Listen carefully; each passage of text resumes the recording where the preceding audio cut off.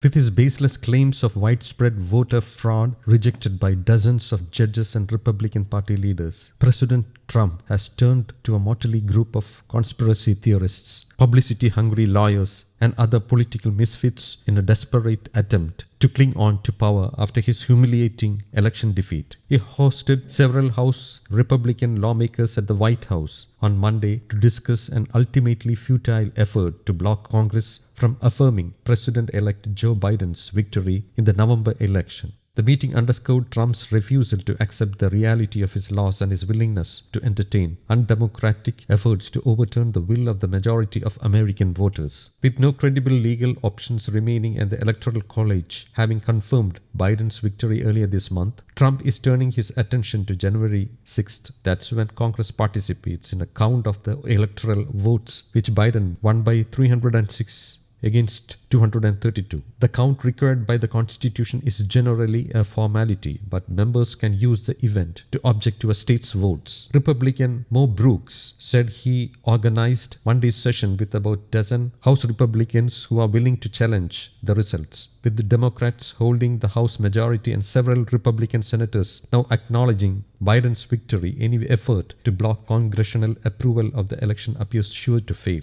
Senate Majority Leader Mitch McConnell has warned his members against taking such a step. Brooks said Monday's White House meeting had attendees, including Trump's personal lawyer, Rudy Giuliani, who has spent the weeks since the election promoting false claims of voter fraud. Brooks said he also met Vice President Mike Pence. As President of the Senate, Pence is to preside over the January 6 session and declare the winner. Brooks said the group is making plans to challenge the election results from Michigan, Wisconsin, Pennsylvania, Georgia, and Nevada, all battleground states Biden carried. Brooks in particular has raised questions about the way state elections were conducted this year, with some having made changes to ballots and procedures during the pandemic. While the new procedures may have led to confusion in some states, state and federal officials have said there was no credible evidence of widespread fraud. Still, Trump's top aides, including Chief of Staff Mark Meadows, continued on Monday to push false claims of election malfeasance without providing any evidence. A range of non-partisan election officials and Republicans have confirmed that there was no fraud in the November contest that would change the results of the election. That includes Attorney General William Barr, who on Monday said he saw no reason to appoint a special counsel to look into the president's claim about 2020 election. Meanwhile, Trump's supporters have plans for online anointing of Trump again on January 20, when Joe Biden will be sworn in as the US president.